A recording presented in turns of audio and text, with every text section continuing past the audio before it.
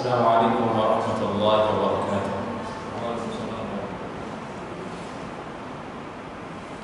Innal hamdalillah nahmaduhu wa nasta'inuhu wa nastaghfiruh wa na'udzu billahi min shururi anfusina wa min sayyiati a'malina. May yahdihillahu fala mudilla lahu wa may yudlilhu fala hadiya lahu.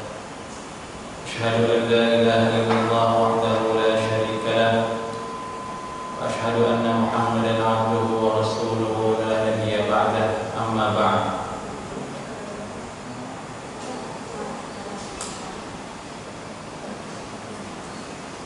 Pada majelis kita sebelumnya kita telah membahas mukadimah tentang makna dan hakikat dari tadabbur Al-Quran.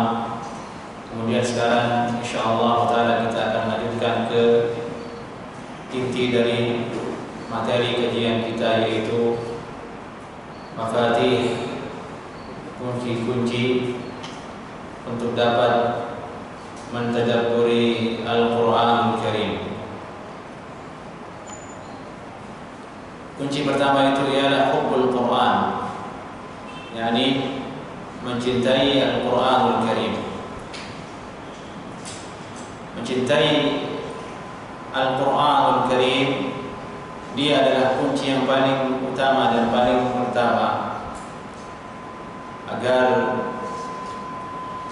tadabbur tersebut bisa diraih.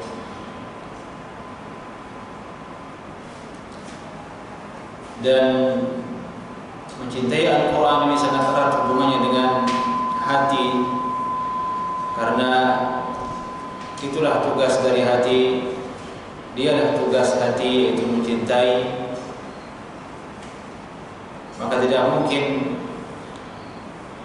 kita bisa meraih cinta kepada Al-Quran sementara hati kita tertutup untuk bisa menerima apa-apa yang datang dari Al-Quranul Karim. Hubungan hati dengan hubungan cinta Al-Quran dengan tadabbur sangatlah erat. Karena apabila seseorang mencintai sesuatu, ta'allaqa bihi wa ishtaqa ilaihi, dia akan menjadi terikat dengan sesuatu tersebut, dan dia akan menjadi memiliki rasa kerinduan dengan sesuatu tersebut. Wa qata'a ma siwah, dan dia akan terputus dari hal-hal yang lainnya. Dia hanya akan fokus dengan apa yang dia cintai. Hati apabila mencintai Al-Quran, ahabbal qira'ah wa taladzuz bi qira'atihi, dia akan menjadi suka membaca, suka tilawah Al-Quran, dan dia akan merasakan ada kelezatan ketika membaca Al-Quran. Maka inilah menjadi hal ini menjadi pintu yang sangat mudah untuk mentadabburi Al-Quran, yaitu dengan menumbuhkan rasa cinta kepada Al-Quran. Dan hal ini telah bisa kita buktikan bersama. Seseorang atau manusia umumnya, jika dia telah menyukai sesuatu, mencintai sesuatu, atau hobi dengan sesuatu, maka hal-hal yang terkait dengan dunia hobi tersebut dengan mudah akan dia kuasai, dengan mudah dia akan pahami, tanpa dia harus mengikuti pembelajaran yang berat. Bahkan secara otodidak pun dia bisa mampu memahaminya. Kalau saja ada orang yang hobinya memancing, maka otomatis dia akan langsung menguasai itu dunia memancing. Pancing yang benar yang seperti apa, talinya seperti apa, kolam pemancingan seperti apa, otomatis dia akan tahu, dan dia akan langsung bergabung dengan klub-klub mancing yang ada. Demikian juga dengan hubbul Quran, mencintai Al-Quran. Jika seorang mencintai Al-Quran, Allah akan membukakan dia pintu jalan petunjuk untuk berkumpul dengan orang-orang yang mencintai Al-Quran Karim. Akan tumbuh rasa keinginan untuk belajar, akan tumbuh rasa keinginan untuk membaca, dan seterusnya. Maka inilah hal yang paling penting, yaitu cinta kepada Al-Quran. Dia adalah kunci utama. Para ulama sedikit memberikan ciri-ciri orang yang ada pada dirinya cinta kepada Al-Quran. Yang pertama itu al-farah biliqa'i, yakni dia gembira dengan berjumpa dengan Al-Quran. Ini di mana ada mushaf hatinya senang, di mana ada mushaf hatinya gembira. Yang kedua al-julus ma'ahu awqatan tawilah duna malal. Dia akan bisa duduk bersama Al-Quran dalam waktu yang panjang tanpa ada rasa bosan. Dan inilah sya'an atau keadaan orang-orang yang sedang jatuh kepada cinta, jatuh kepada sesuatu yang dia sukai. Dia tidak akan bosan-bosan untuk duduk bersama apa yang dia cintai tersebut meskipun dalam waktu yang panjang. Contohnya seperti anak-anak atau orang remaja yang sangat suka dengan game. Dia bisa duduk berjam-jam memegang handphone itu tanpa ada sedikit pun rasa lelah di sikunya begini. Rasa lelah itu hilang karena asyik yang dia rasakan, karena lezat yang dia temukan ketika bermain game tersebut. Bahkan ada sampai mati, lupa makan, lupa minum. Kasusnya seperti di beberapa berita, ada mati karena game. Ada yang sampai bergadang tiap malam. Seperti itulah cinta. Seperti itulah cinta. Dan itu tinggal kita letakkan kepada cinta kepada Al-Quran. Cirinya kalau orang betul-betul dia cinta kepada Al-Quran, maka tidak ada rasa bosan dia untuk duduk bersama Al-Quran. Tidak ada rasa jenuh dia untuk membaca Al-Quran, memikirkan Al-Quran meskipun dengan waktu yang lama. Dan ini menjadi renungan untuk kita bersama, sebagai ujian untuk kita bersama, benar atau tidak kita cinta kepada Al-Quran. Lihatlah keadaan kita.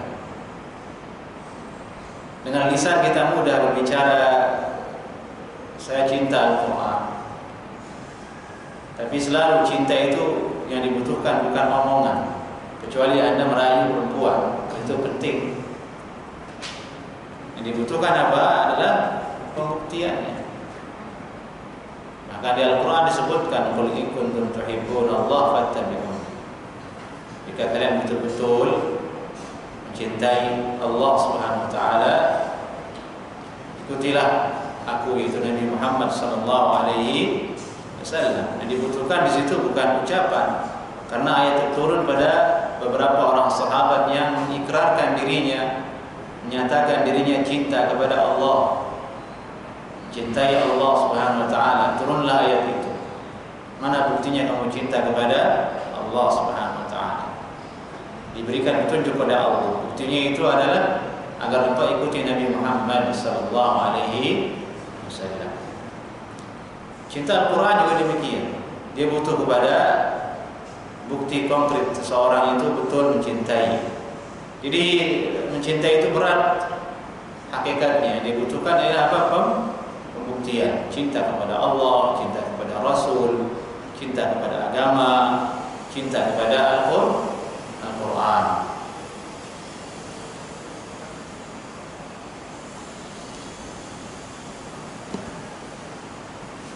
Atau dengan bahasa mudahnya, dibutuhkan loyalitas yang tinggi dan kuat kepada Al-Quran. Sebagaimana keadaan orang yang berloyalitas tinggi dengan perusahaan tempat dia bekerja. Anda lihat orang yang terikat dengan pekerjaannya di suatu PT, perusahaan, yang dituntut oleh perusahaannya apa? Loyalitas. dan loyalitas itu dilihat oleh mereka dengan apa? Mau tidak orang ini lembur. Kalau dia melembur, dialah orang yang memiliki loyalitas yang tinggi. Mau tidak dia mengerjakan tugas-tugasnya di perusahaan dengan baik sesuai dengan aturan yang diinginkan oleh atasannya. Jika dia lakukan, maka dialah orang yang betul-betul memiliki loyalitas. Cinta kepada Al-Quran juga demikian. Tidak bisa hanya dengan omongan aku cinta Al-Quran, namun baru 1 menit saja dia duduk, ya sudah bosan. Baru 1 halaman saja dia baca Al-Quran, sudah menguap. Belum 1 juz, ya sudah tutup, tidak dibuka lagi sampai Lebaran. Nah, ini musibah. Baru buka Al-Quran si ibu, baru 3 menit yang dibuka Shopee, ya selesai. Itu berarti semuanya cinta palsu. Cinta palsu. Dan inilah yang dimiliki oleh salafus saleh dulu, kecintaan yang sangat kuat, loyalitas yang sangat jujur kepada agama Allah dan Al-Quranul Karim, sehingga mereka mampu bersabar untuk salat malam dengan bacaan Al-Quran yang panjang.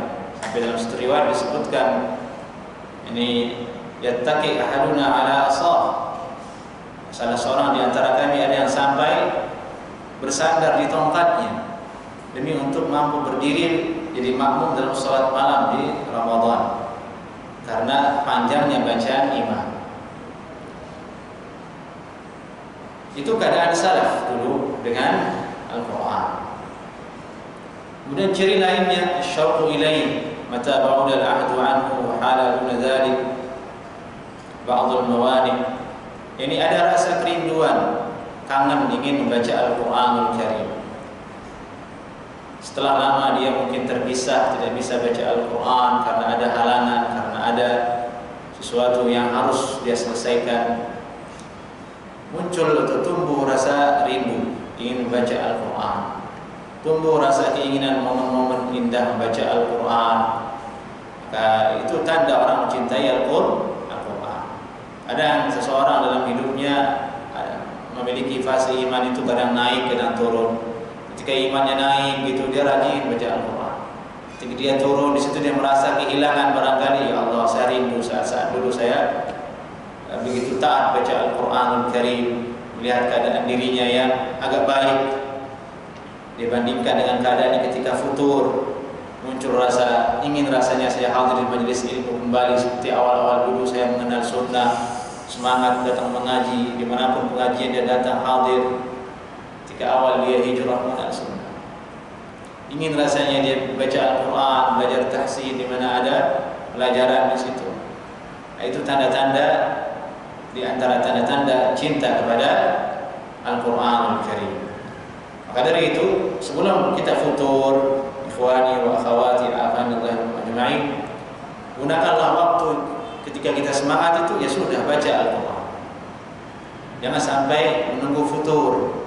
Kalau futur maksudnya rasa putus asa untuk beramal itu muncul, maka bisa lama. Sampai bertahun-tahun orang terfutur, tidak pernah datang ke pengajian, tidak mau baca Al-Quran, tidak mau datang dengar pengajian.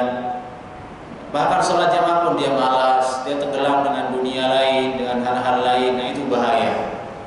Dan tidak sedikit orang seperti itu. Banyak orang mengalami hal seperti itu dari kalangan penuntut ilmu.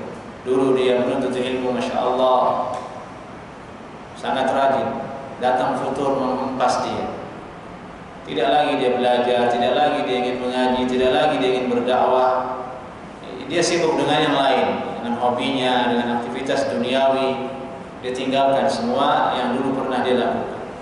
Wal'iyadu billah min dzalik. Dari itu Nabi SAW juga menasihati kita agar tidak sampai futur itu terlalu parah.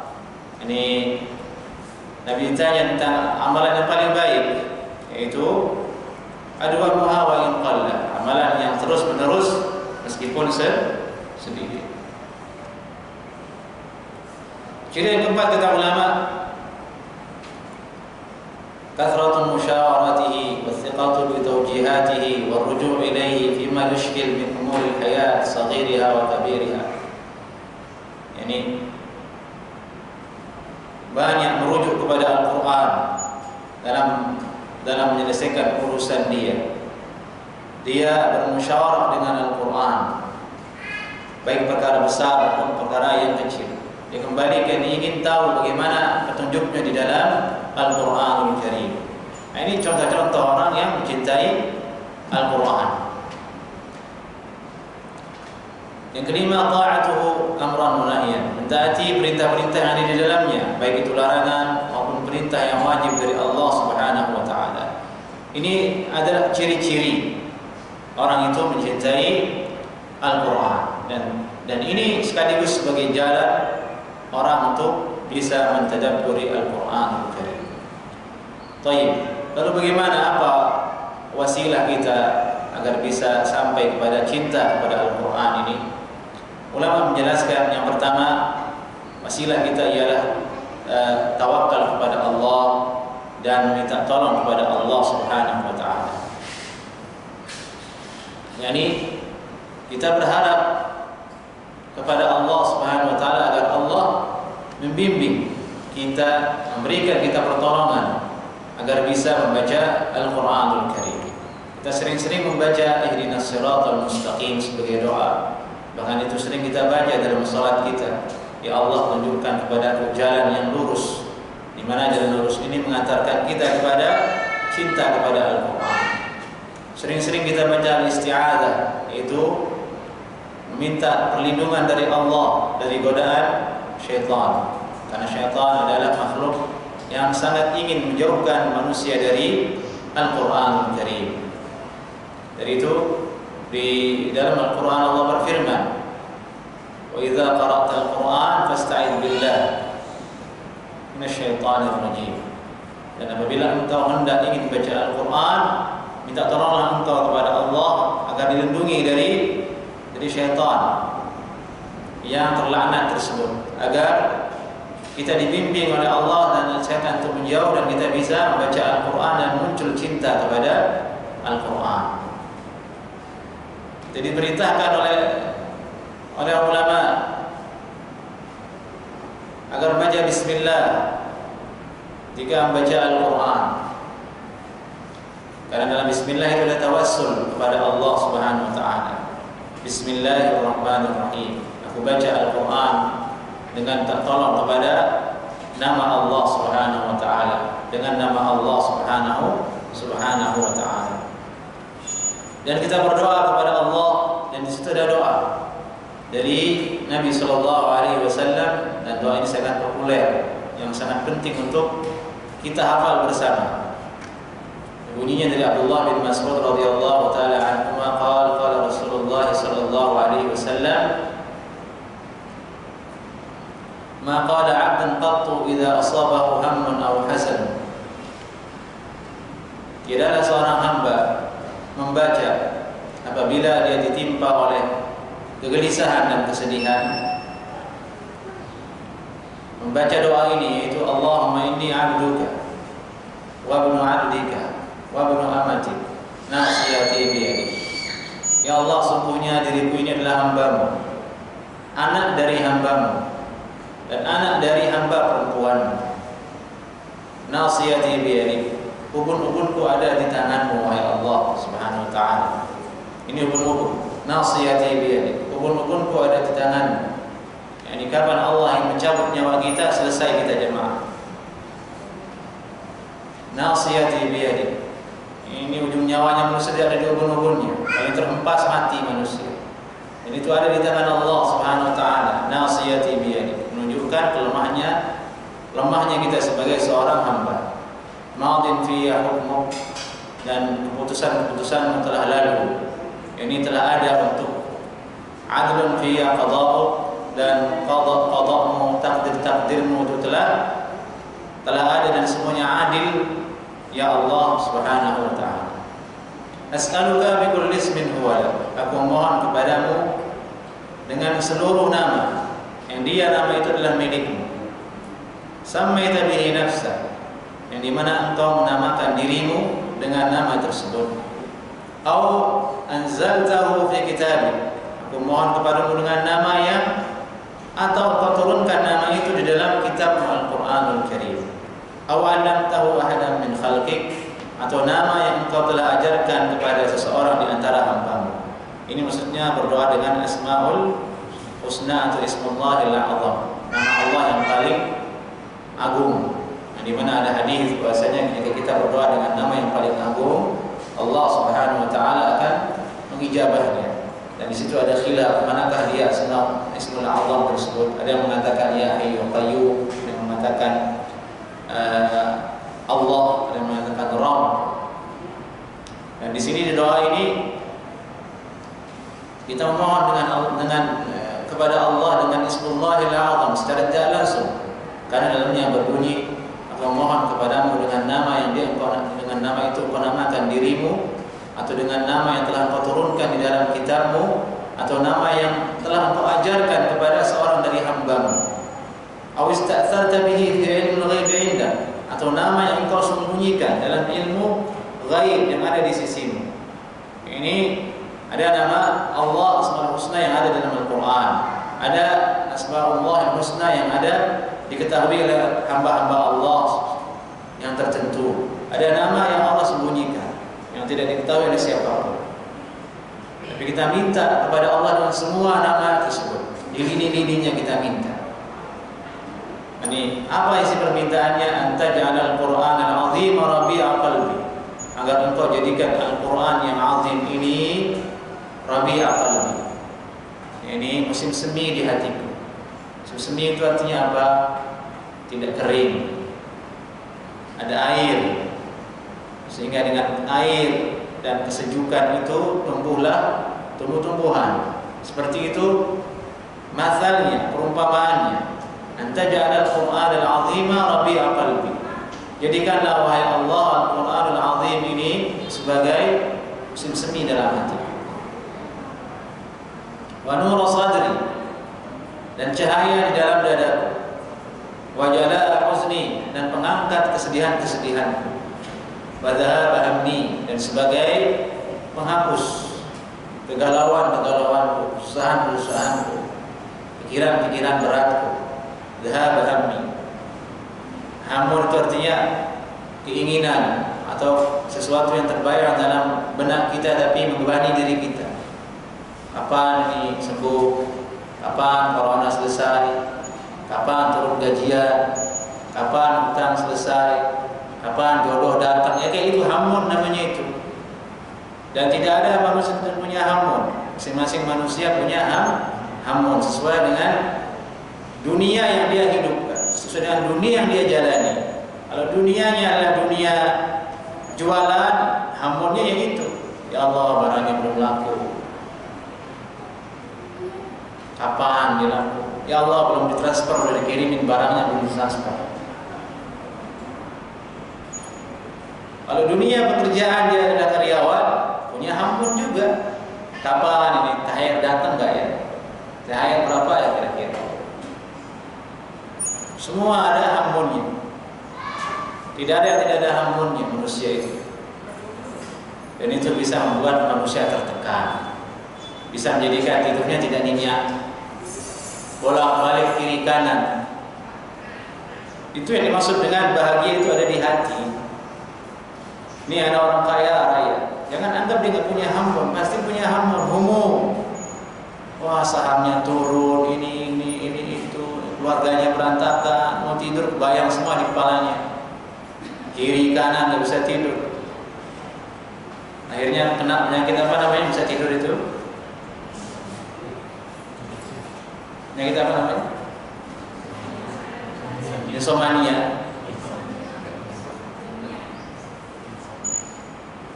Na'udzubillah min dzalik.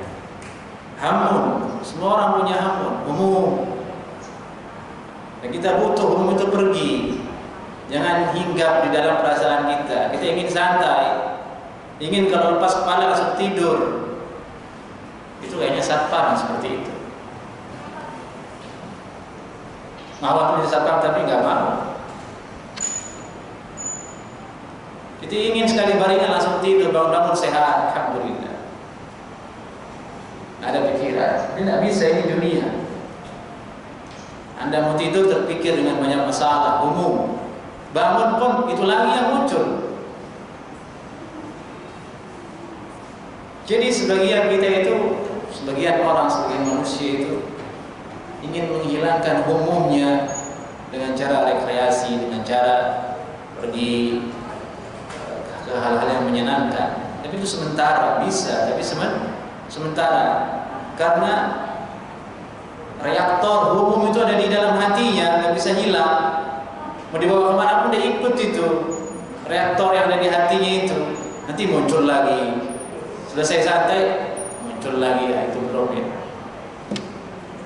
Ini tidak bisa dialih isukan itu, umum itu. Hanya bisa dengan apa? Dengan doa. Dhahaba hammi, wajalah huzni, dhahaba hammi.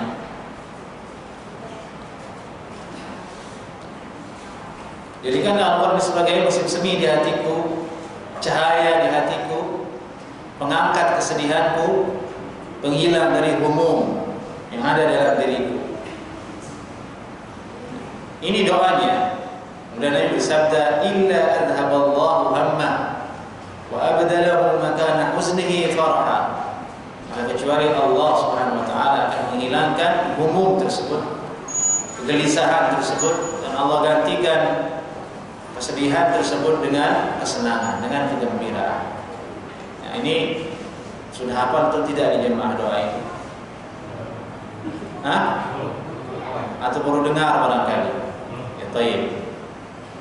Nanti bagaimana caranya? Saya sih mau antum hafal biar dapat ilmu. Ibu-ibu juga supaya hafal. Ya, kadang kita berdoa ini jemaah ya seperti itu, kita akui saja. Kita berdoa itu kepada Allah mintanya dunia terus. Minta akhirat jarang. Kalau akhirat mintanya cuma satu saja doanya, sapu jagat itu, Rabbana atina fid dunya hasanah wa fil akhirati hasanah. Kalau dunia rinci dia minta, ya Allah, jodohkan aku dengan fulanah bin fulan. Ya Allah, berikan aku mobil ini dan itu, berikan aku rumah ini. Dirinci sama dia. Kalau akhirat jarang dia doakan akhirat. Dan itu ciri-ciri kita belum merasuk dalam diri kita keimanan yang kuat terhadap hari akhirat. Baik, ini dihafalkan nanti jemaah doa ini. Ini doa ini ada dalam Musnad Imam Ahmad dan ada dalam Sahih Ibnu Hibban dan disahihkan oleh Syekh Al-Albani rahimahullah taala.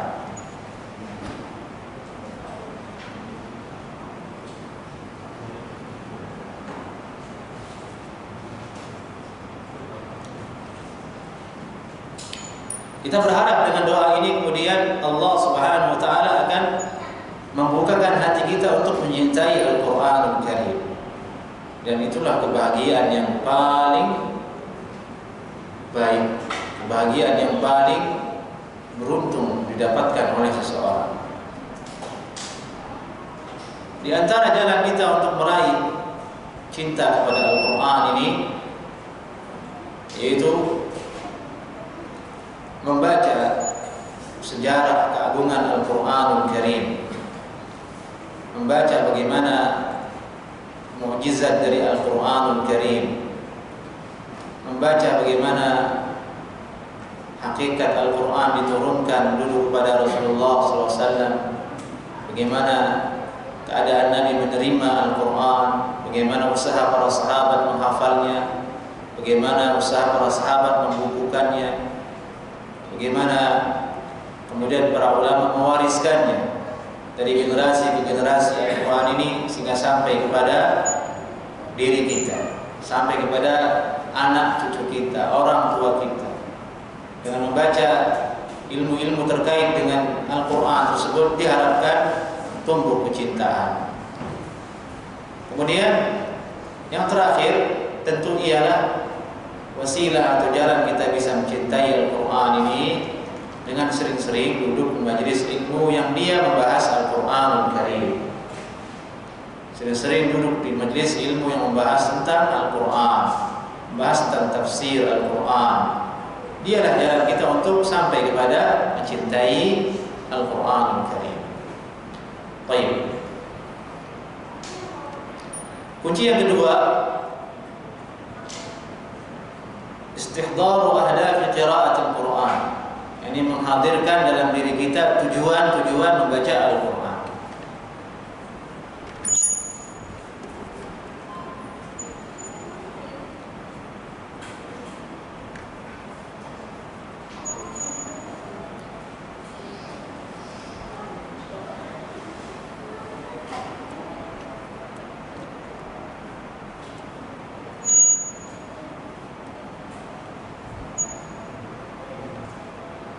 Tentu kita telah ketahui dan telah dimaklumi bersama, sesuatu itu, apapun itu, kalau kita ketahui tujuannya, kalau kita ketahui khasiatnya, kalau kita ketahui keuntungannya, kita ketahui kebaikan di dalamnya, maka kita akan terdorong untuk mendapatkannya. Betul atau tidak, jemaah? Betul kan? Nah, apapun itu, sesuatu itu, kalau seseorang tahu kebaikannya, dia tahu keutamaannya, dia tahu apa yang ada di dalamnya dari hal-hal yang positif, maka orang akan terdorong untuk meraihnya, terdorong untuk bergelut di dalamnya. Ya, ibarat kata orang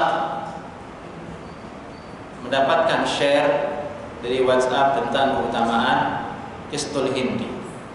Yang dulunya sebelum corona nggak ada yang toleh itu Qistul Hindi, nggak ada yang beli, padahal ada dalam hadis.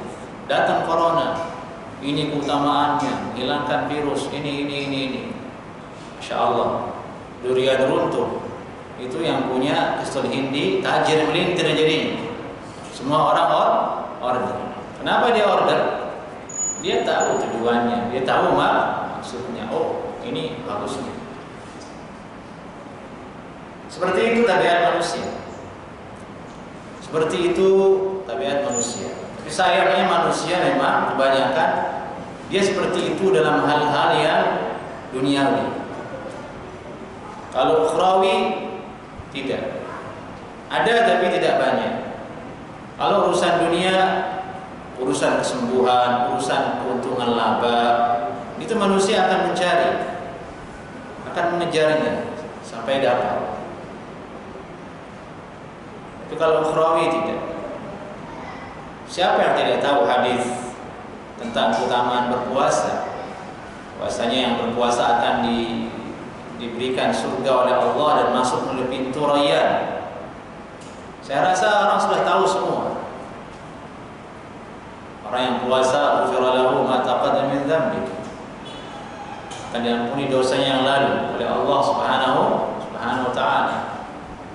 Keutamaan puasa, bau mulutnya di sisi Allah menjadi lebih wangi karena menunjukkan keutamaannya. Ada banyak keutamaan puasa, semua orang tahu. Tapi apakah semua orang puasa? Tidak. Allah jadikan dia surga, malah dia pilih warteg. Allah jadikan dia surga, dia pilih warung Padang. Pagi-pagi udah soto, siang-siang udah es kelapa. Dan itu ada di sekitaran kita, tidak jauh-jauh.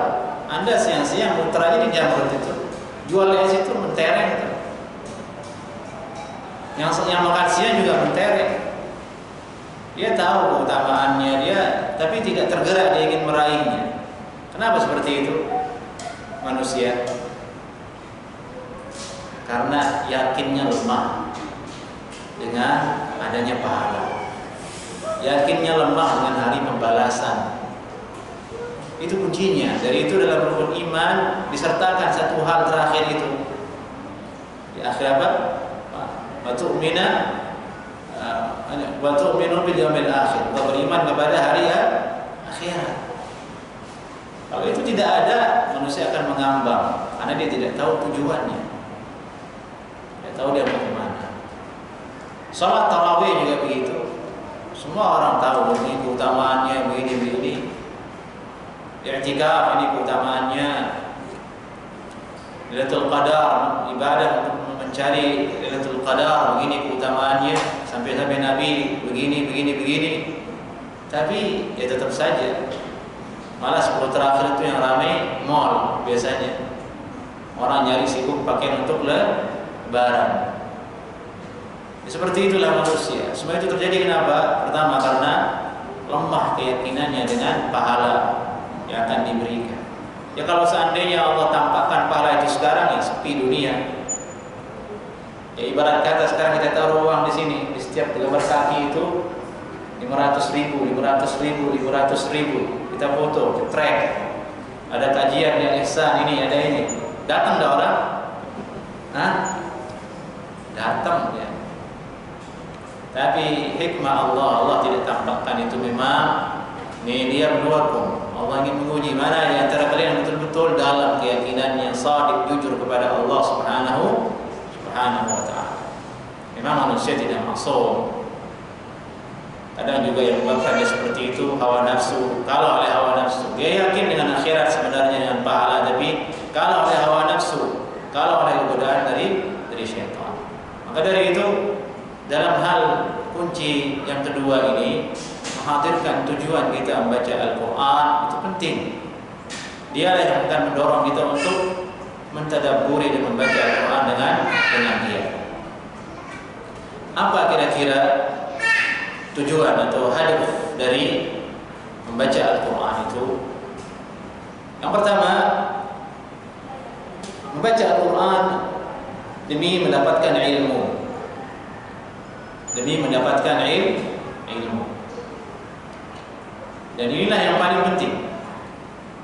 Tujuan ini yang paling penting. Kita baca Al-Quran demi mendapatkan ilmu. Dan itulah tujuannya. Al-Quran diturunkan sebagai petunjuk agar kita mendapatkan ilmu di dalamnya.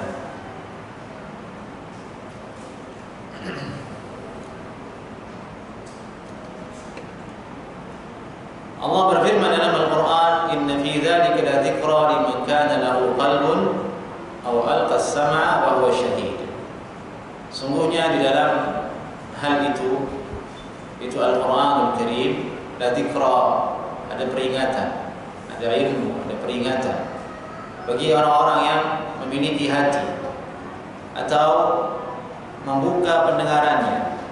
Wa huwa syahid, dalam keadaan dia menyaksikan, nanti bersaksi tentang keutamaan dari dan kebenaran dari Al-Quran itu sendiri.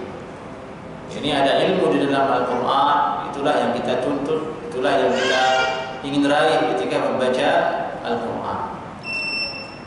Ibnu Mas'ud radhiyallahu taala anhu beliau berkata, "Idza aradtumul ilm fanzuru hadzal Qur'an, fa inna fihi ilmal awwalin wal akhirin." Jika kalian ingin mendapatkan ilmu, fanzuru hadzal Qur'an, bacalah Al-Quran ini. Baca dia. Fa inna fihi ilmal awwalin wal akhirin. Sungguhnya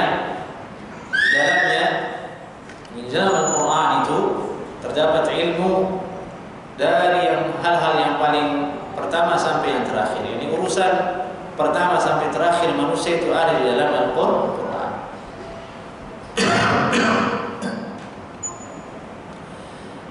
Al-Hasan bin Ali radhiyallahu taala anhu beliau berkata, "Inna man kana qablakum ra'aw al-Quran rasail min rabbihim." Sungguhnya orang-orang sebelum kalian mereka melihat Al-Quran itu sebagai surat dari Allah Subhanahu wa taala. Bagaikan surat dari Allah Subhanahu wa taala untuk dirinya. Fakanu yatadabbarunaha bil-lail wa yatafakkarunaha fin-nahar. Maka dari itu mereka di malam hari memikirkannya, membacanya, memikirkan surat tersebut. Dan di siang hari dia merindukannya.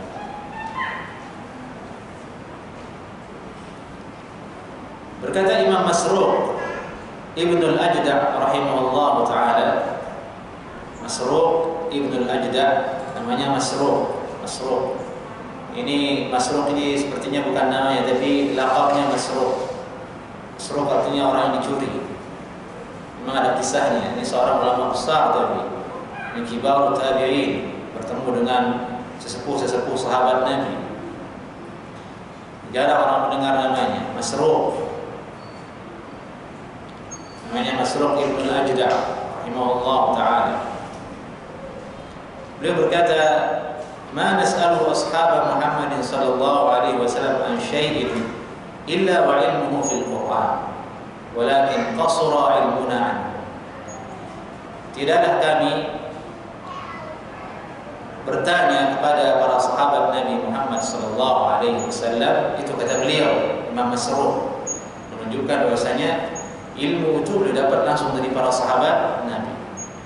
Tiadalah kami bertanya kepada para sahabatnya Nabi Muhammad sallallahu alaihi wasallam tentang sesuatu, tentang suatu hukum dalam ilmu agama, kecuali ilmu mereka para sahabat itu diambil dari Al-Quran. Lakin tetapi qasura ilmuna anhu, akan tetapi pengetahuan kami terbatas untuk memahami seluk-beluk bagaimana cara sahabat mengambil sesuatu dari Al-Quran. Jadi jawaban sahabat itu berasal dari Al-Quran. Apa yang ditanyakan kepada para sahabat dijawab oleh para sahabat dari Al-Quran. Tapi mereka yang mendengarnya tidak mengerti kalau jawaban itu sumbernya dari Al-Quran. Sama halnya dengan antum bertanya kepada seorang ulama di hari ini, bagaimana hukumnya syekh salat pakai masker, jaga jarak? Ulama yang menjawab, ulama kibarnya, boleh hukumnya, memang corona. Selesai kan jawabannya, hanya boleh saja. Tapi bagaimana cara sampai kepada boleh itu? Bagaimana caranya sampai kepada kata atau jawaban boleh itu? Kali-kali banyak masailnya, banyak dalilnya, banyak argumentasinya, dan diantaranya diambil dari Al-Quran dan hadis. Tapi orang yang bertanya karena tidak paham, ketidakpahaman ini kemudian menimbulkan buruk sangka. Wah, ini ulama fatwanya fatwa orang takut, masa kalah sama orang barat. Ini dia tuduh ulama. Terjadi jemaah, terjadi. Itu timbul karena apa? Karena kebodohan, karena kejahilan. A'udzubillah min dzalik.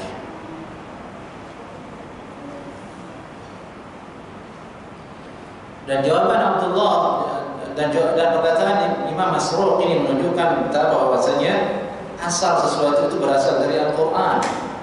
Ilmu itu dari Al-Quran.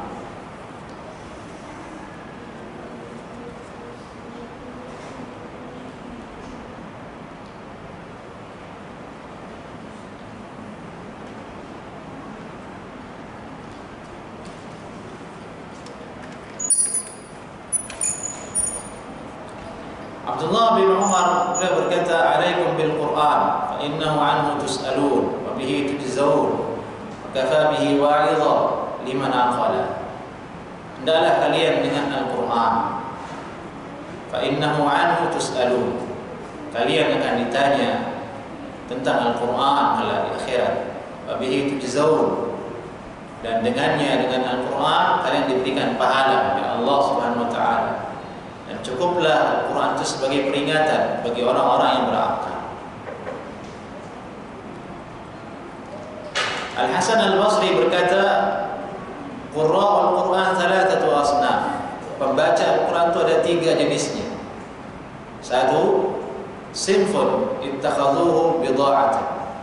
Satu kelompok pembaca Al-Quran, dia jadikan bacaan Al-Qurannya sebagai bidha'ah.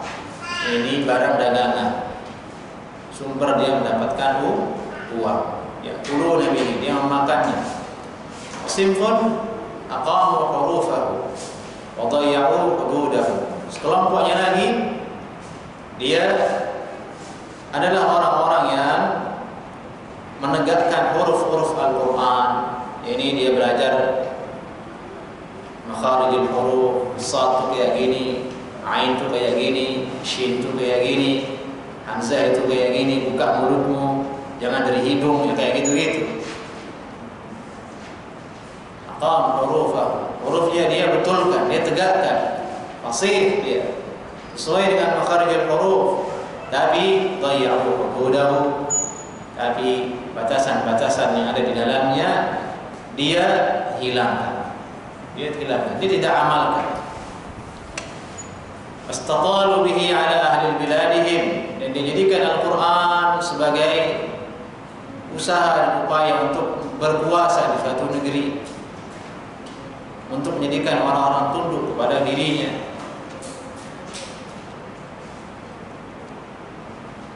Fastadarru bihil wulat, dan dijadikan Al-Quran itu sebagai bahan untuk mendekatkan diri kepada pemerintah. Ini supaya dia dekat dengan pemerintah, dia bacakan ayat-ayat yang sesuai dengan kemauan pemerintah. Agar dia dekat dengan pemerintah itu yang dijadikan senjata wasilah apa? Al-Quran. Kathura hadha ad-darb min hamalatil Quran la katharahumullah. Kelompok yang kedua ini sangat banyak. Kata siapa ini tadi? Kata Hasan al-Basri di zamannya. Kelompok yang kedua ini sangat banyak. Semoga Allah menyedikitkan mereka. Semoga Allah tidak menjadikan mereka bertambah banyak.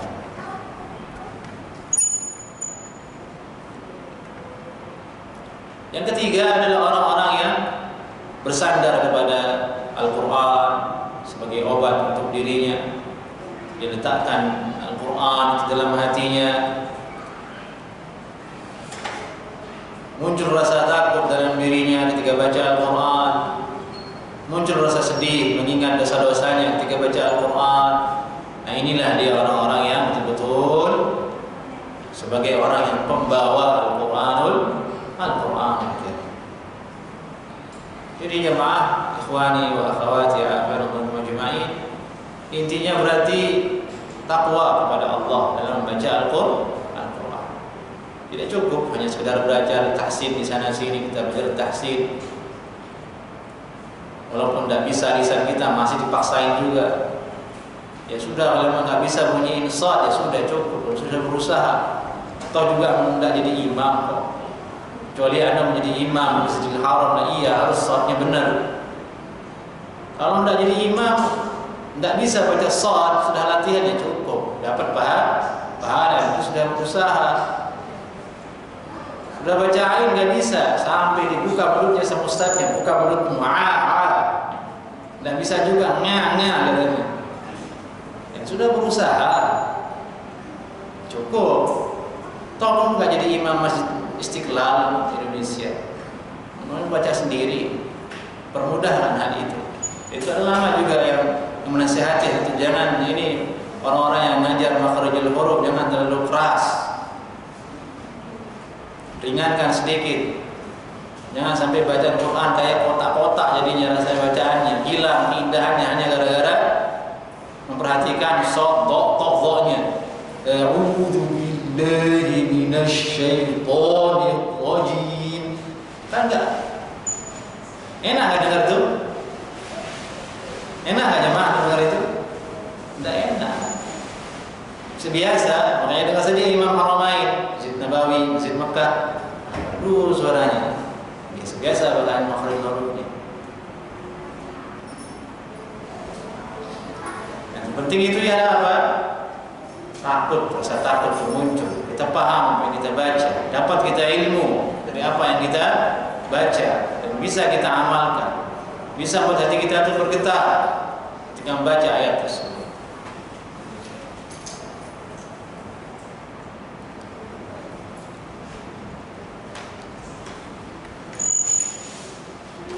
Baik, itu dia al-hadaf, ini tujuan dari kita baca Al-Quran itu dapatkan ilmu.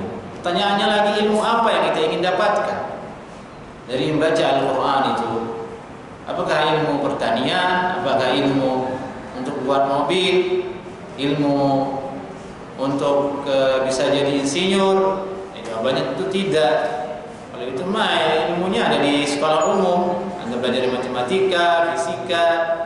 Maka keliru juga orang-orang yang kadang ngomong sembarangan. Anda ingin pintar fisika, baca Al-Quran. Ya bagaimana? kurang tepat lah.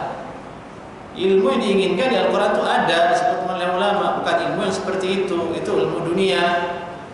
Nabi SAW pernah bersabda, antum a'lam bi umuri dunyakum, kalian lebih tahu tentang urusan dunia kalian. Seperti ilmu sina'ah, bagaimana caranya buat kipas angin, bagaimana caranya buat kamera, itu ada jurusannya. Meskipun mungkin ada sedikit dasar-dasar yang ada dalam syariat Islam. Tapi kalau langsung disuruh gali, ya tidak lah. Kalau memang seperti itu tujuannya, Imam Syafi'i sudah jadi insinyur barangkali, karena dialah orang paling paham Al-Quran. Tapi kan tidak. Di ilmu yang diinginkan itu adalah apa?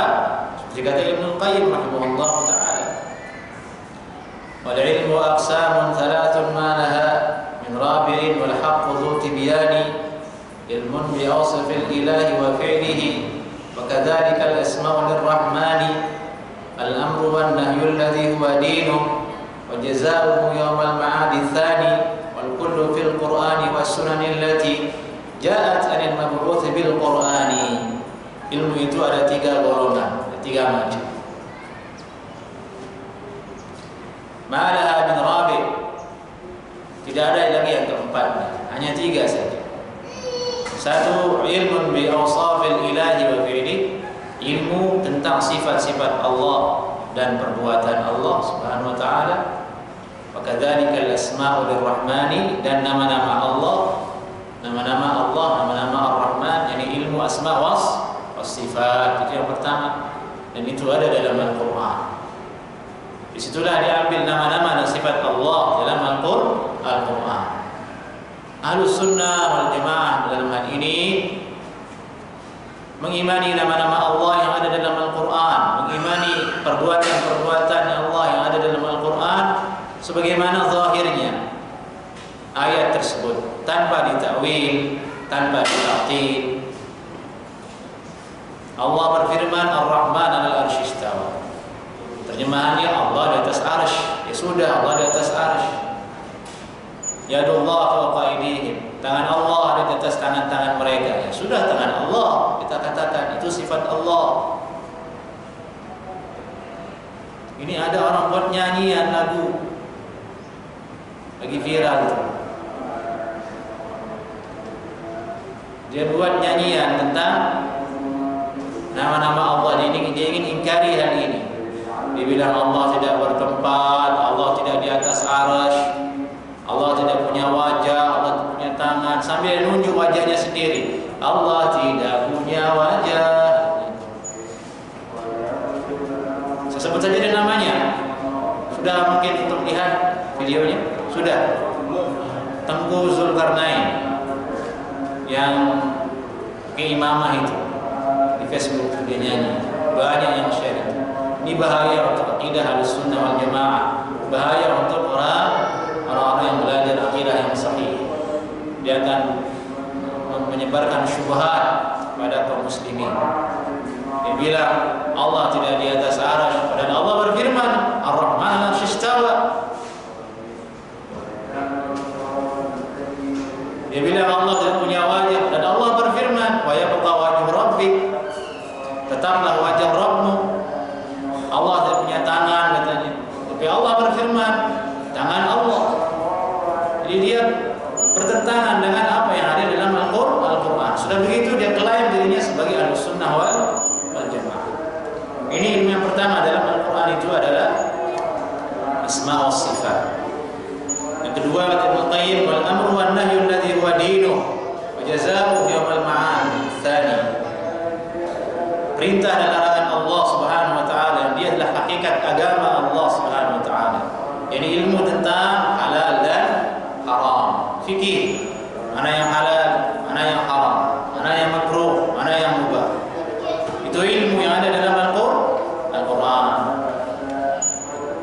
Dan orang tidak perlu jauh-jauh untuk nyari itu ilmu tentang halal haram. Semua ada dalam Al-Quran bagi orang-orang yang memang memahami Al-Quran, atau hukum-hukum yang mudah untuk ditemukan seperti larangan berzina, wajib sholat, wajib puasa, dan lain sebagainya. Nah, ini aneh karena sebagian kaum muslimin itu pertanyaannya aneh. Bagaimana Ustaz hukumnya orang puasa tapi tidak sholat? Ya bagaimana toh? Apa nggak tahu hukum sholat?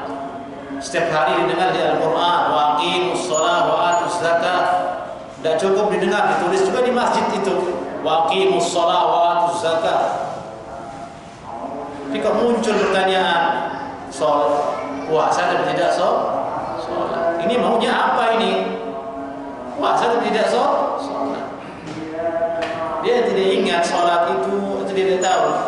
Yang paling pertama dihisab di akhirat itu ya sholat. Awwalu ma yuhasabu bihil 'abdu yaumil qiyamah as-shalah. Hal yang paling pertama yang dihisab oleh Allah itu sholat, bukan puasa. Kalau sholatnya sudah lempeng, yang lain lempeng. Lulus yang lain, puasanya ini terus. Ini bagaimana? Kalau sholatnya yang awal sudah tidak lulus dihisab, ya sudah, bagaimana dihitung puasanya oleh Allah Subhanahu wa taala. Jika ghibah saja bisa batalkan pahala puasa, ya bagaimana dosa tidak sholat? Bukan gugur, bukan tidak diterima lagi, langsung di-delete itu. Kalau komputer puasanya langsung di-delete, itu enggak sholat.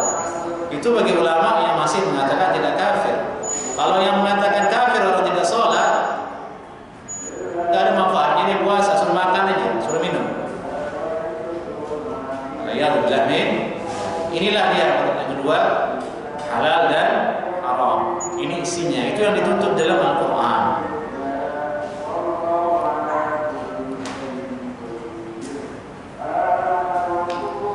Kemudian yang ketiga itu adalah tentang masalah jazaohu yaumil ma'ad tsani, tentang ilmu tentang bi'tsah, ilmu tentang hari akhirat. Ada atau tidak alam barzakh, bagaimana siksa dalam kubur, bagaimana nikmat dalam kubur, bagaimana manusia dibangkitkan, bagaimana manusia di padang mahsyar, bagaimana manusia dimasukkan ke surga, bagaimana dimasukkan ke neraka. Ini yang ketiga. Ini jenis ilmu yang ada dalam Al-Quran. Itu yang ingin kita raih. Itu yang ingin kita itu yang ingin kita pelajari. Nah, dari itu berarti kita punya tuh bekal bahwasanya, oh saya baca Al-Quran tujuannya supaya dapat ilmu. Ilmu yang saya ingin dapatkan dari Al-Quran itu adalah ilmu tentang asma wa sifat, ilmu tentang halal dan haram, agar saya bisa mengamalkannya, agar saya bisa menyembah Allah, berkeyakinan tentang Allah dengan baik dan lurus di Al-Quran. Yang ingin saya dapatkan tentang hari akhirat supaya saya lurus kehidupan saya di dunia. Ya itulah tujuan membaca Al-Quran. Dengan begitu ada tujuan, ada yang ingin diraih, maka berarti terbuka pintu untuk tadabbur dengan Al-Quran.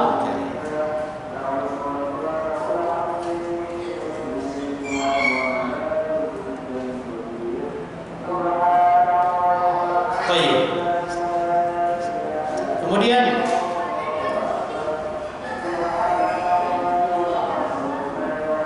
hal ini yaitu tujuan dari baca Al-Quran tadi adalah ilmu. Bagaimana cara meraihnya? Bagaimana cara kita meraihnya? Setelah kita tahu tujuannya, tidak lain adalah dengan belajar. Dengan belajar. Belajar ada levelnya. Pertama, belajar membaca yang baik.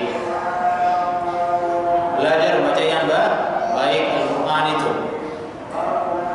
Baca di depan guru. Baca dia dari Alif Lam Mim Al-Baqarah sampai An-Nas depan guru. Anda akan melihat keberkahannya. Baca. Biar dibenerin sama guru mana yang panjang, mana yang pendek, mana yang sakta, mana yang tidak sakta, mana yang dengung, mana yang tidak. Sudah lancar atau belum? Kalau Anda baca di depan guru satu hari satu halaman, 2 tahun khatam. Setiap hari, Sabtu Ahad libur. Setiap hari satu halaman, terus sampai An-Nas khatam. 2 tahun insyaallah khatam. Di depan guru. Anda akan dapatkan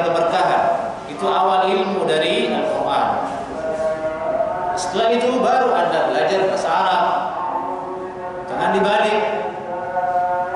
Gencar orang buka pelajaran bahasa Arab di sana sini. Dibuka pelajaran bahasa Arab, daftar semuanya. Dites bisa baca Quran enggak? Baca, nggak bisa. Ini harusnya nggak diterima. Ulang. Kamu baca Quran, jangan baca bahasa Arab.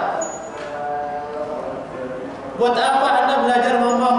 Naam, assalamualaikum, kaifa haluk? Tayyib, baik, khair.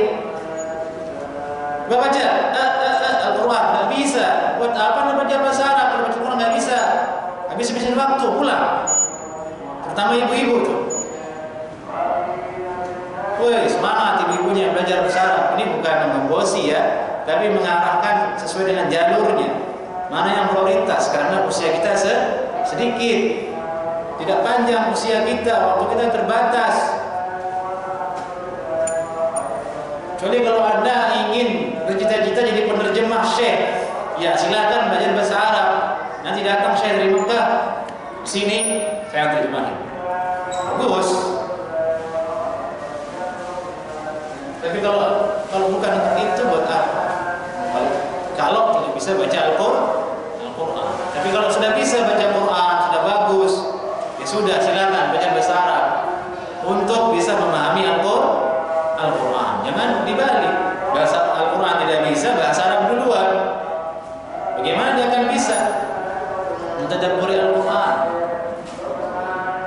Karena kunci dari tadabbur itu adalah membaca dengan benar, kata ulama. Bahkan sebagian ulama mengatakan menghafal Al-Quran itu adalah kunci. Di sini ada di kitab ini disebutkan, dia adalah kunci yang paling utama. Karena dengan menghafalnya kita akan bisa berpikir sambil merenung, oh ini ayat ini maksudnya, tanpa harus melihat mushaf. Oh ini maksudnya. Seperti itu. Jadi intinya belajar Al-Quran. Kalau sudah bagus bacaan Al-Qurannya, sudah sesuai dengan tajwid, baru kemudian berangsur belajar melihat tafsirnya. Belajar melihat tafsirnya. Nah, tafsir ini sesuai dengan rincian ilmu yang tadi. Tidak harus maksudnya lihat tafsir Ibnu Katsir, tidak harus maksudnya lihat tafsir Tabari, tidak. Kan ilmu ada 3. Ada asma' wa sifat, ada halal dan haram, ada tentang hari akhirat. Di semua asma' wa sifat pengajiannya apa? Yaitu akidah wasithiyah, isinya Al-Quran semua. Itu termasuk tadabbur Al-Quran namanya. Halal haram, belajar fikih. Dia belajar Bulughul Maram misalnya, itu fikih isinya. Di dalamnya pasti ada ayat, masuk ke dalam tadabbur Al-Quran. Yang terakhir hari akhirat, belajar ilmu tazkiyatun nufus. Karena dalam tazkiyatun nufus pasti ada ayat-ayat tentang akhirat. Di situ direnungi ayat-ayat tentang akhirat, tentang hari akhirat, hari kubur dan sebagainya. Dengan begitu kita telah tergolong termasuk dalam orang yang mentadabbur Al-Quranul Karim.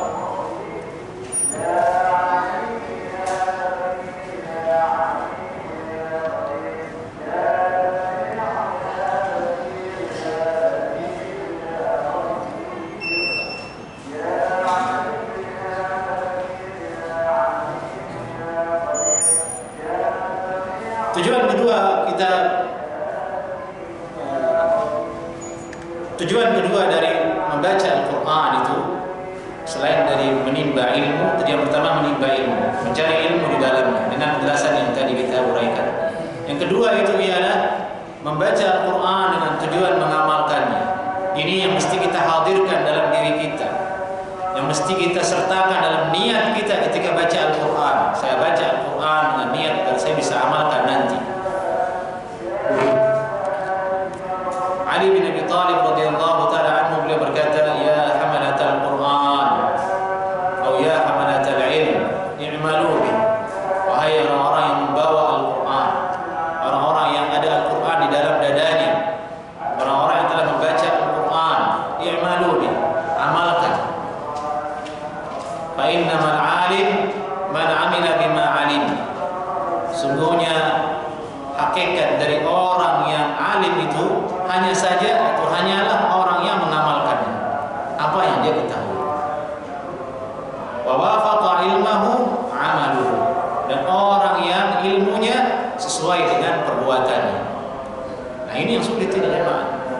ilmu sesuai dengan perbuatan. Wa sayakunu aqwamun yahmiluna al-ilma. Sungguh akan ada suatu kelompok atau beberapa kaum, mereka membawa ilmu, membawa Al-Quran, la yujawizu taraqiyahum. Ilmu tersebut, Al-Quran tersebut tidak melewati kerongkongan mereka. Ini hanya sekedar diomongin saja, tapi tidak masuk ke hati. Karena sesuatu kalau sudah masuk ke hati pasti berbuah, akan amalkan. Ini yang sedang kita usahakan. Bahkan kajian kita ini upaya untuk itu, supaya masuk ke hati dan bisa berbuah dengan suatu amalan. Bukan sekedar teori. Itu maksud la yujawizu taraqiyahum. Hanya teori, sebatas teori, jadi sampai tembus, tidak lewat dari kerongkongan mereka. Yukhalifu amaluhum ilmahum. Perbuatannya menyelisih apa yang dia ketahui. Wa tukhalifu sariratuhum alaniyatahum. Dan menyelisihi hal-hal yang samar dalam dirinya dengan apa yang nampak zahir di orang banyak. Nah, ini yang paling bahaya. Di mata orang banyak kelihatannya kita seperti syekh, tapi disembunyi kita seperti kita adalah penipu. Ini a'udzubillah min dzalik.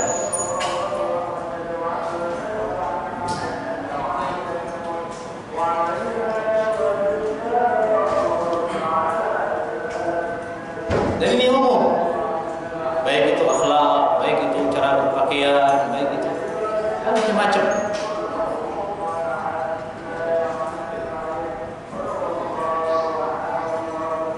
Yajlisuna hilaqan yubahi ba'dhum ba'dha, kata beliau Nabi Thalib. Mereka duduk, orang-orang yang bawa Al-Quran ini, orang-orang yang bawa ilmu ini, berhalaqah, tapi yubahi ba'dhum ba'dha, satu dengan yang lainnya saling membanggakan majelisnya.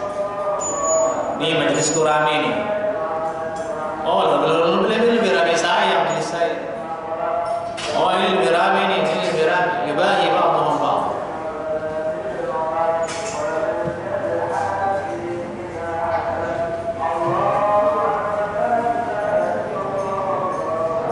Hatta inna ar-rajula la yaghdab ala jalisihi an yajlisa ila ghairihi wa yad'a. Sampai-sampai ada laki-laki, ada seorang marah dengan kawannya sendiri apabila kawannya tersebut duduk ke majelis yang lain. Nah, ini penyakit, ini penyakit dalam dakwah, penyakit orang-orang yang akan menuju kebaikan. Ini pantangannya. Penyakit orang-orang yang bawa Al-Quran, penyakit orang-orang yang membawa ilmu.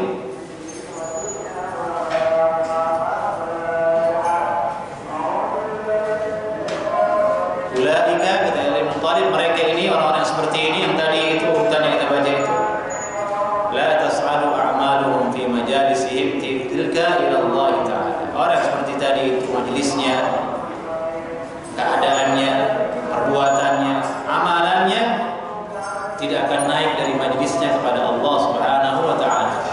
Dari terima maksudnya. Ini perkataan Ali bin Abi Thalib disebutkan oleh Imam An-Nawawi dalam At-Tibyan, disebutkan dalam Kanzul Ummal, dalam Madarijus Salikin, disebutkan dalam Talbis Iblis oleh Ibnu Jauzi. Dia akar sangat populer yang perlu kita untuk pikirkan. Berkata Hasan Al-Basri, umiran nas an ya'malu bil Quran. Orang-orang disuruh untuk mengamalkan Al-Quran, fattakhadhu tilawatahu amalan. Tapi apa yang terjadi? Mereka justru malah menjadikan bacaannya sebagai amalan. Ini sebagai ladang untuk mencari uang, ladang untuk mencari dunia. Disuruh amalkan Al-Quran, yang dilakukan adalah bacaan itu dijadikan sebagai pusat. Ini kebalik-balik.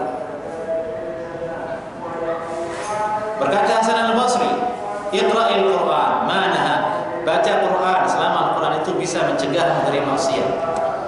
Fa idza lam yanha, kalau dia belum bisa mencegahmu dari maksiat, falaysa bi qira'ah, maka itu bukan membaca. Jadi hakikat membaca itu mengamalkan. Berkata juga Hasan Al-Basri, inna awlan nasi bihadzal Qur'an, orang yang paling utama dengan Al-Qur'an ini, man ittaba'ahu, orang yang mengikutinya, orang yang mengamalkannya, wa illam yakun qara'ahu, meskipun dia tidak membacanya. Jadi tilawah itu suatu amalan, tapi yang diinginkan darinya adalah apa? Mengamalkannya. Jika ada orang tidak tilawah, berarti dia hanya masuk dalam kategori meninggalkan tilawah, tapi dia mengamalkannya, termasuk kepada orang yang tilawah dengan amalannya.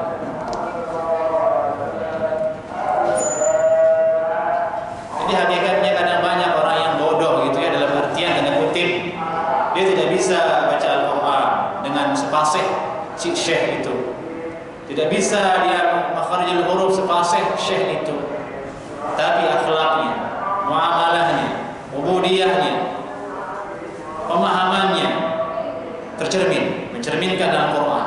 Dia adalah orang yang membaca Al-Quran. Yang paling sempurna ialah tentu orang yang bisa baca Al-Quran, dia juga mengamalkan.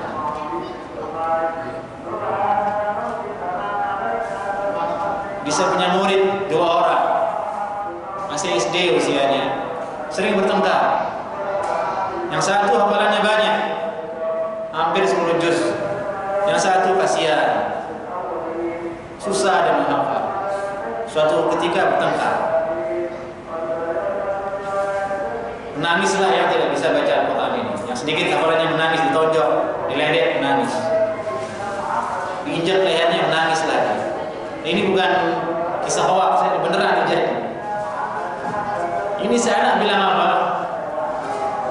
Lu hafalan doang banyak, dia sambil nangis. Lu hafalan doang banyak, tapi akhlakmu enggak ada. Berarti benar. Yang diinginkan dari Al-Quran memang apa? Mengamalkannya. Orang juga paham, manusia juga mengerti. Apa gunanya kamu bangun banyak tapi akhlakmu tidak ada? Dari itu dalam hadis disebutkan Al-Quran hujjatul laka aw alaik. Al-Quran itu adalah senjata untuk dirimu untuk bisa menggunakan, atau sebaliknya dia adalah senjata yang bisa memukulmu. Hujjah alaik, sesuatu yang bisa memukulmu, bisa menjerumuskan itu dengan tidak mengamalkannya.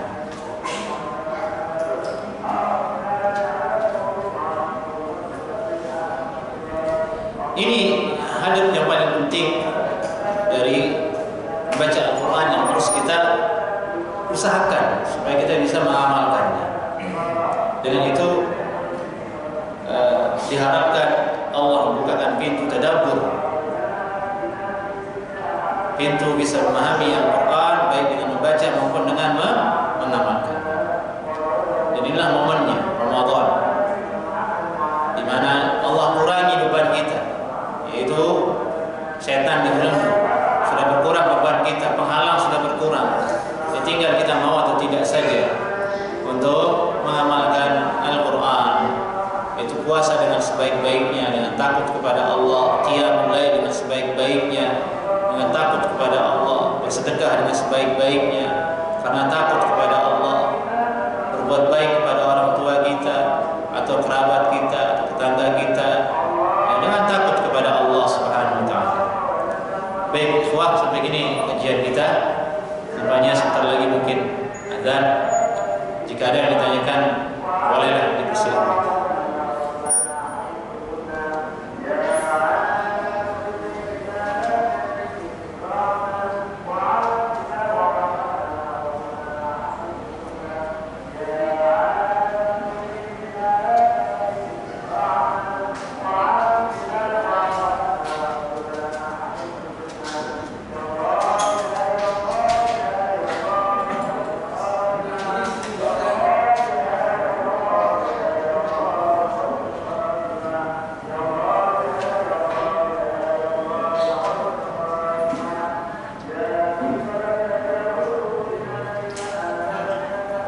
Ya, fadhal.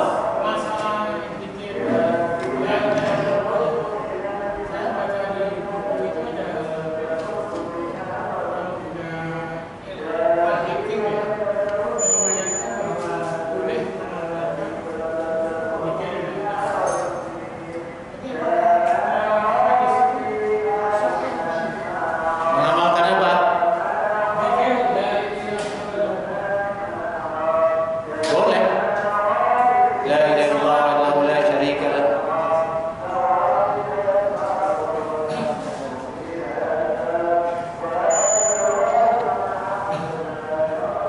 Iya, apa yang antum baca sebutkan. Yang antum baca apa?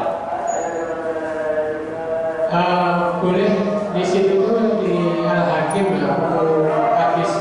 Terus terang bukan cetakannya, bukan dari cetakan yang biasa misalnya dari Al atau apa. Tapi di situ tuh disebutkan boleh mengamalkan zikir la ilaha illallah. Itu aja keterangannya di situ. Terus ditanyakan, Nah, itu tuh apakah boleh gitu? Apa boleh? Apakah sahih apa enggak gitu? kita baca Al-Hakim. Iya, kalau nggak Al-Hakim Tirmidzi. Ada dua periwayat. Tirmidzi.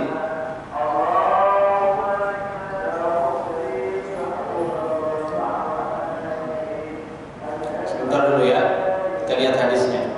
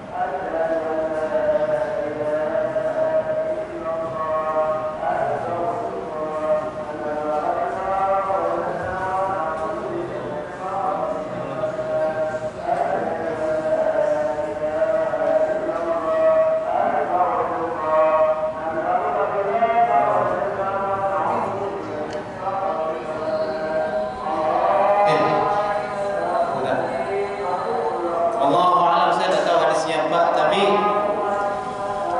pada umumnya membaca la ilaha illallah itu boleh hukumnya. Yang jadi masalah itu apakah dibaca seperti yang di Indonesia sampai sholat subhanallah alhamdulillah akbar, nanti kemudian la ilaha illallah la ilaha illallah, itu yang ditanyakan sebenarnya maksudnya itu kan ya. Kalau itu tidak sesuai dengan sunnah, kalau itu tidak sesuai dengan sunnah. Boleh baca la ilaha illallah tapi di luar itu. Nah, perlu yang diamalkan seperti tarekat, misalnya zikir 1000, levelnya 1000 kali itu la ilaha illallah sampai goyang kepala, sampai il kayak gitu ujungnya. Nah, itu jelas itu tidak sunnah. Mau dari bagi apa juga bukan itu maksud Nabi Sallallahu Alaihi Wasallam begitu. Sudah ada ya. Subhanallah wa bihamdika